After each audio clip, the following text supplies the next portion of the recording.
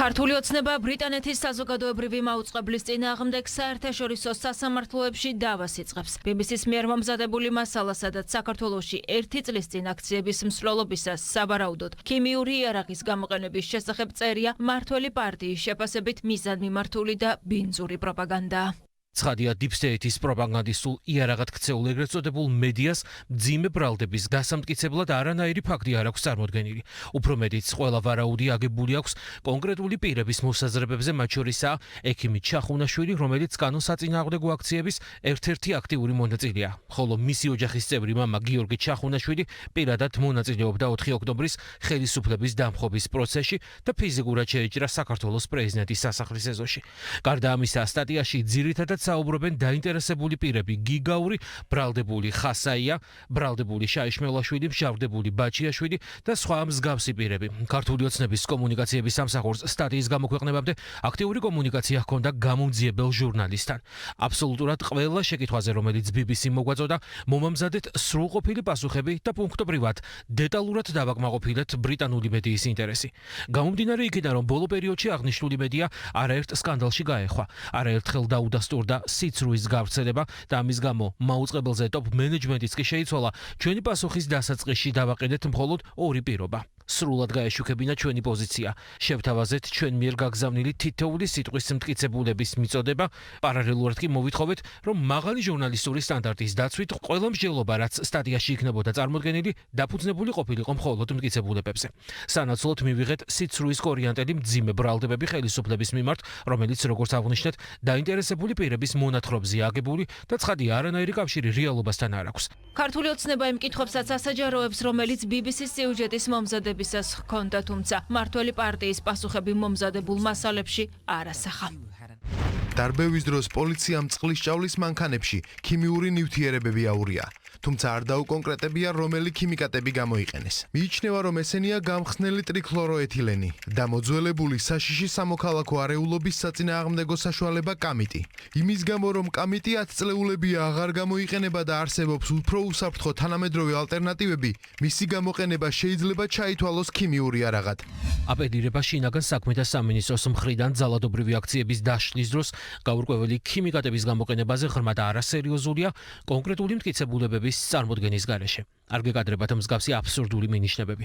აქვე კიდევ ერთხელ გთავაზობთ, რომ გამოგიგზავნოთ აქციის მონაწილეთა მხრიდან ძალადობის ამსახველი რამდენიმე საათიანი ჩანაწერები მხოლოდ იმ პირობით, რომ მასალა გამოყენებული იქნება თქვენს დოკუმენტურ ფილმში. We investigate what exactly is being fired from these water cannons. გამოიყენა თუ არა ქართული ოცნების ხელისუფლებამ ქიმიური იარაღი ხალხის წინააღმდეგ ამ კითხვის საპასუხოდ BBC-მ 1 საათიანი სიუჟეტი და წერილობითი სტატია მოამზადა. ბრიტანული მედია საშუალება წერს, რომ 2024 წელს აქციის მონაწილეების მიმართ ხელისუფლებამ სავარაუდოდ პირველი მსოფლიო ომის დროინდელი ქიმიური იარაღი გამოიყენა. ამ ვარაუდს აქციის მონაწილეთა, ქართულ NGO-თა და ექსპერტთა მონათხრობის საფუძველზე გამოთქვამს.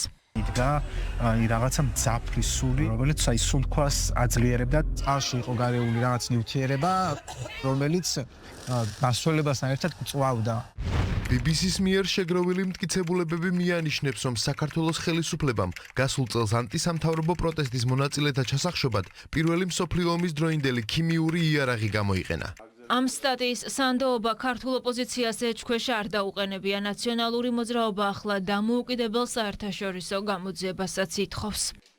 ეს არის ხელისუფლება, რომელიც საკუთარი ხალხის წინააღმდეგ ქიმიურ იარაღს იყენებს. ჩვენი მოთხოვნა უნდა იყოს პირველი დამოუკიდებელი საერთაშორისო საგამოძიებო მექანიზმის ამოქმედება, რომელიც გამოიძიებს როგორ მოხდა აღნიშნული ქიმიური მომწამლელი ნივთიერებების შესყიდვა. ჩვენ შეხება გვაქვს საერთაშორისო სისხლის სამართლის საერთაშორისო დამნაშავესთან, ივანიშვილთან და მის რეჟიმთან, რომელმაც მოწამლა საქართველოს 10,000-ობით ან 100,000-ობით მოქალაქე. ქართული ოცნება კი BBC-ს მიერ გავრცელებული დეზინფორმაციის კონკრეტულ მაგალითებს იხსენებს და ამბობს, რომ რეპუტაცია დაკარგული მედია საშუალება საქართველოს მთავრობის წინააღმდეგ დაწყებულ პროპაგანდისტულ კამპანიაშია ჩართული.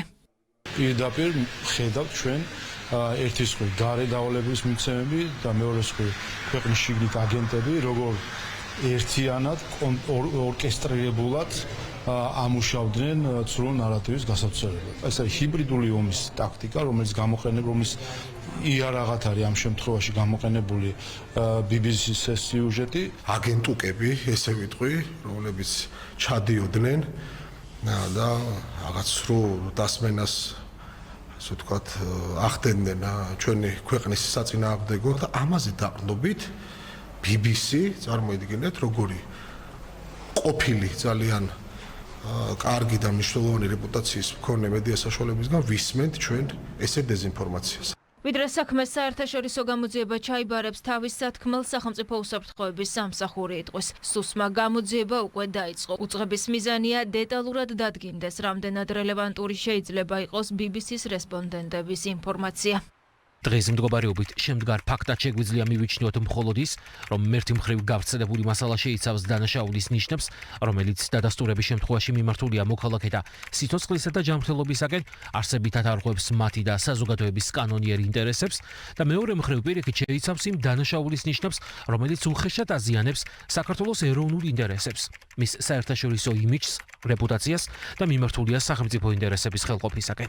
BBC სკანდალში რამდენიმე კვირის წინაც გაეხვა, როცა ამერიკის შეერთებული შტატების პრეზიდენტის დონალდ ტრამპის უხეშად დამონტაჟებული ინტერვიუ გაავრცელა. ამ მანიპულაციის გამო არხის გენერალურმა და ახალი ამბების აღმასრულებელმა დირექტორებმა თანამდებობები დატოვეს. თეთრმა სახლმა კი BBC მედია საშუალებების ჩამონათვალში შეიყვანა, რომლებსაც ტრამპის ადმინისტრაცია მიკერძოებულობასა და ციცრუის გავრცელებაში ადანაშაულებს.